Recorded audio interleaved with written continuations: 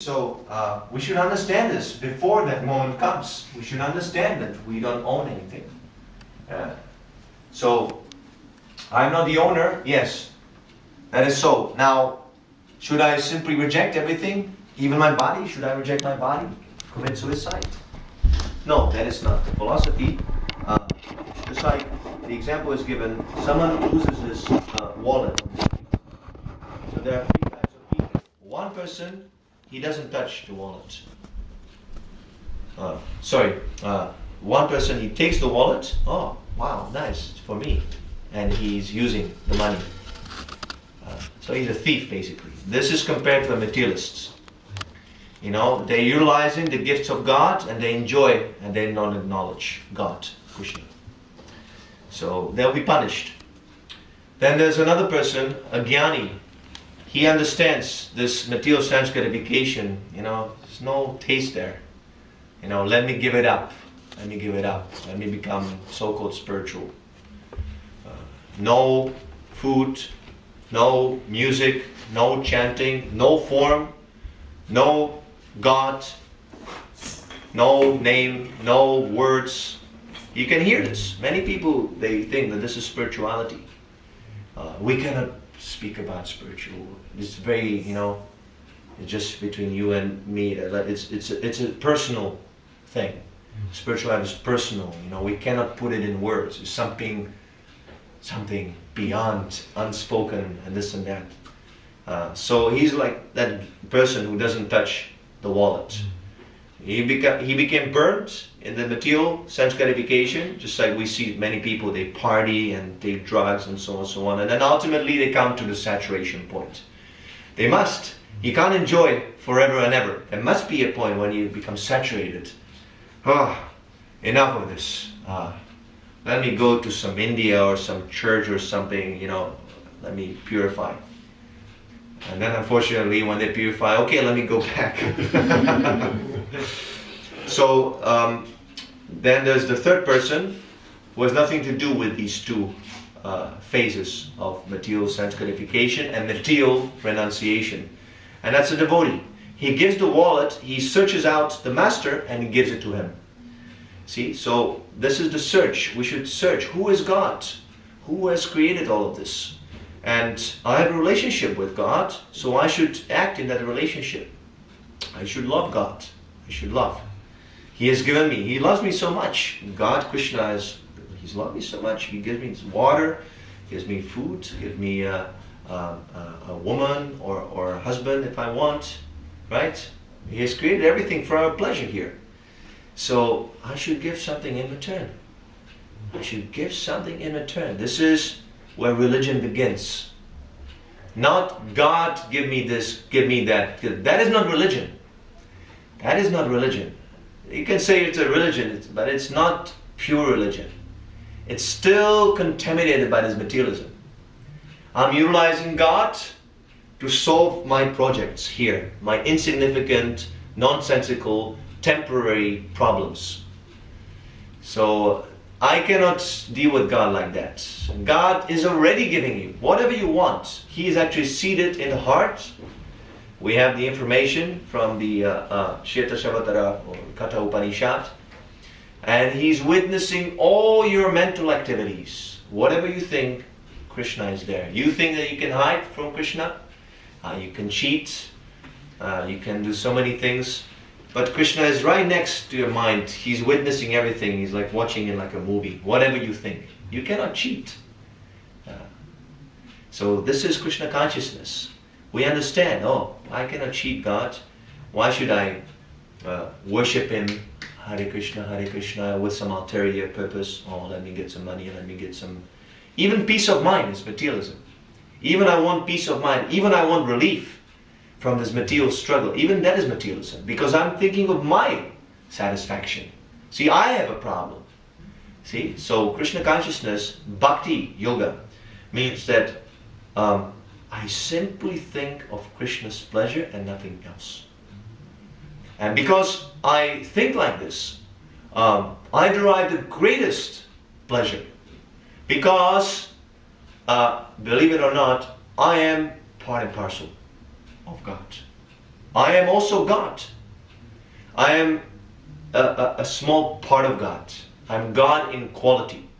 So if I chant, if I love Krishna, if I chant for Krishna, if I offer nice feast for Krishna, then I enjoy. But that is real enjoyment. Just like the finger is a part and parcel of the body. If the finger takes the water, supplies to the mouth, it goes into the stomach, and the finger is nourished. You see? The finger is not, it is not that the mouth takes and the finger doesn't have anything from it. Similarly, if we worship Krishna, because we're part and parcel of Krishna, we are being satisfied. But that satisfaction is spiritual. It's spiritual. If the finger wants to enjoy on his own, the cake or whatever, then no, I don't want to share with the mouth. I'm going to enjoy myself. What he can enjoy. The cake stays on the surface of the finger, and the finger is not nourished. So in a similar way, if we try to enjoy on our own accord, that pleasure is simply external, on the bodily platform.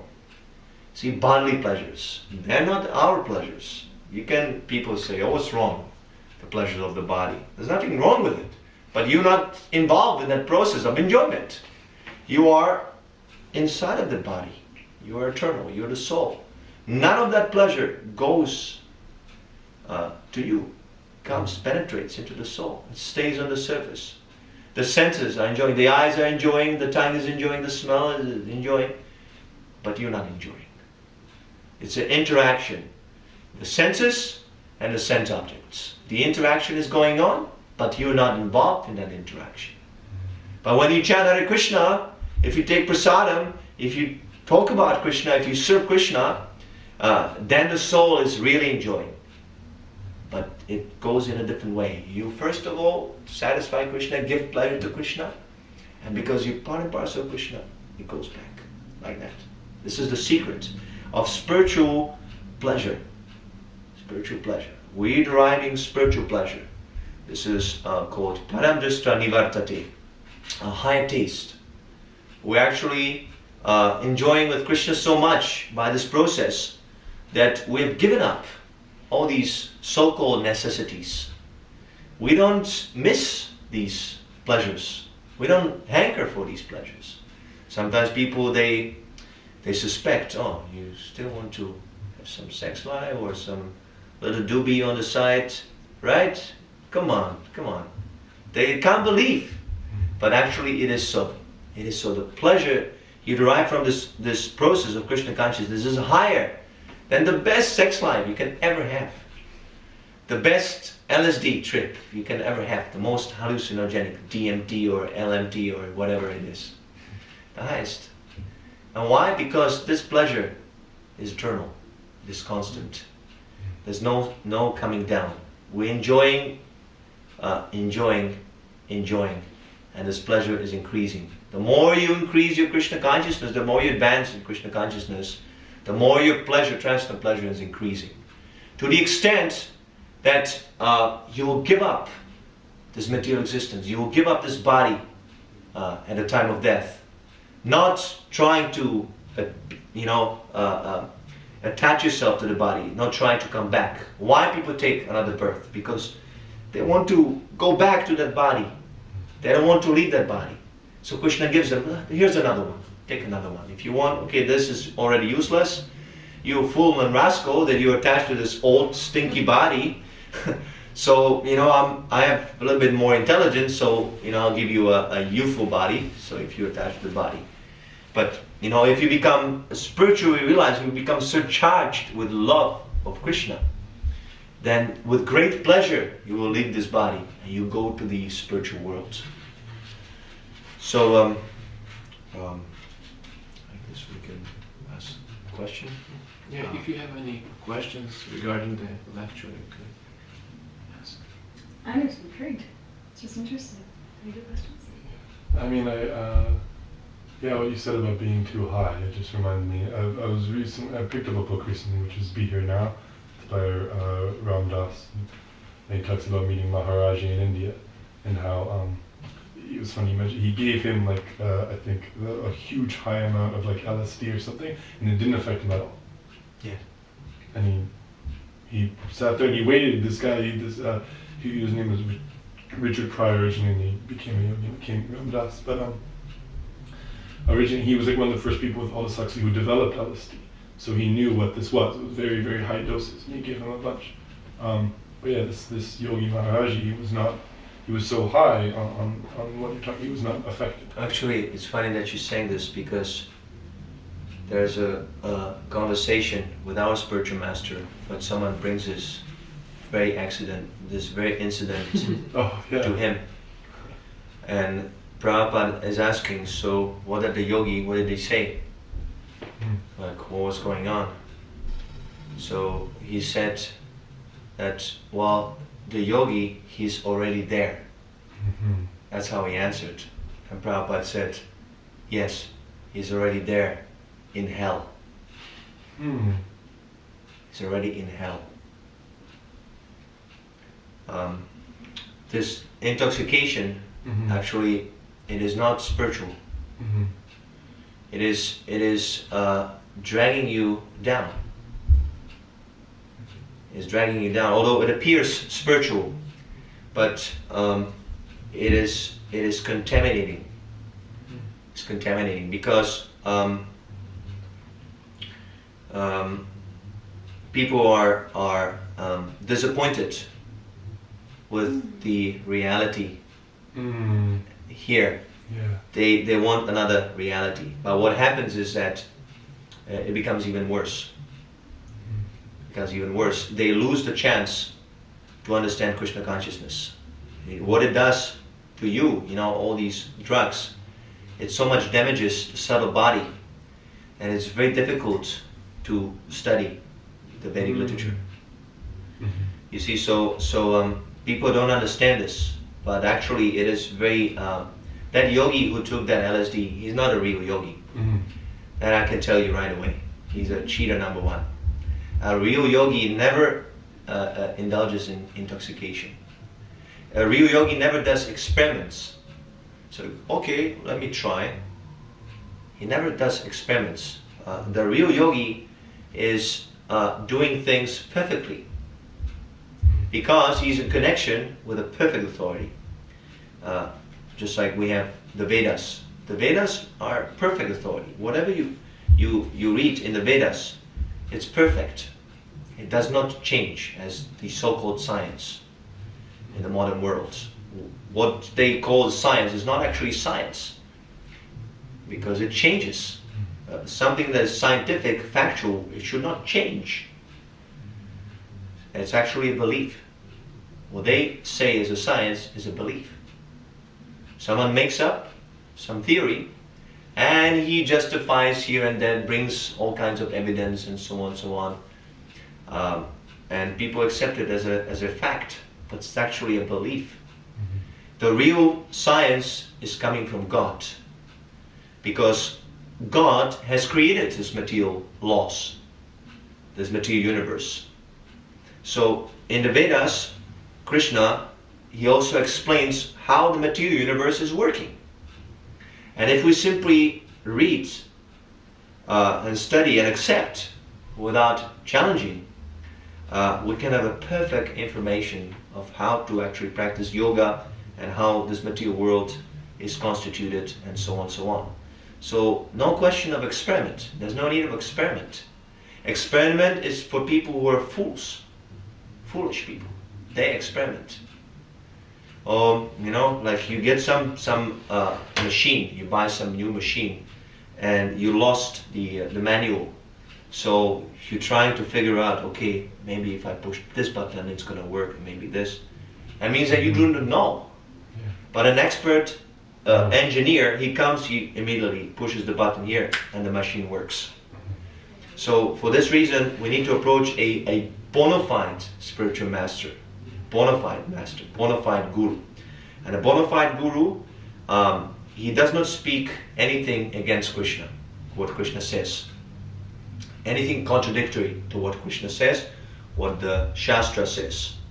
That's how we understand who is a bona fide spiritual master.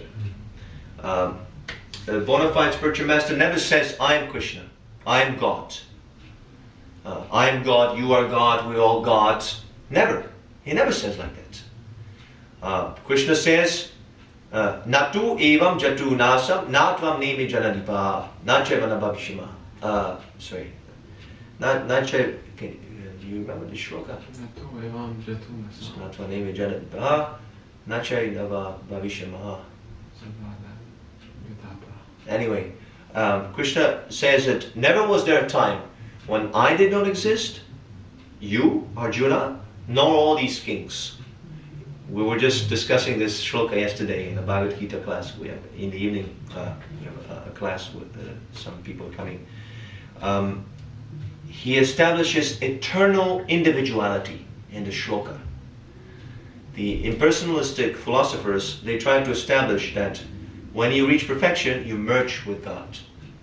You become one. We all become one. No ego, no individuality. This is wrong. This is a faulty philosophy, illogical.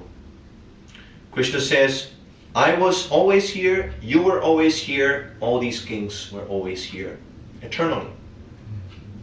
Eternally. We already merged. We already one with God because God's energy is everywhere. We're never separated from God. This is a wrong concept from the very beginning, that God is something separate and this world is something separate. No, they're interconnected. They're one. You're already one. You're already merged. You're already in God. The difference is that now you're trying to go against God. You're trying to be so-called God in this material world. And those who are not rebellious, but they voluntarily surrender, they are merged in the sense that they're one in purpose with God. They want to serve God, and God wants to receive their service. So there's no conflict. You know, just like I was explaining before, you know, if we serve God, then all the branches, all the body parts are nourished. The finger, but even the legs, everything. If you want to love others, if you want to be kind to others, then you have to love them through Krishna, through God, not directly. That direct, if you want to directly love others, that is bodily. That is not real love. That your so-called service stays on the surface. You see? So, like that. Thank you. Any other questions? Thank you for the information. Yeah, thanks for the information. So you ready to join? Yeah. Yes? Join Krishna consciousness? I would like that, yeah. Okay, alright.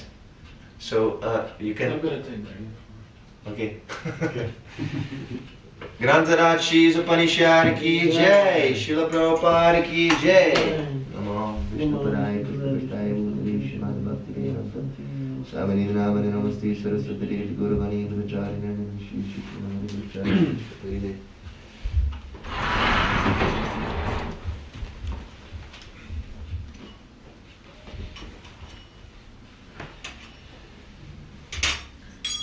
Shri Panchatattva ki jai, Srila Prabhupada ki jai, Jai Gaura Premanandi, Jai Jai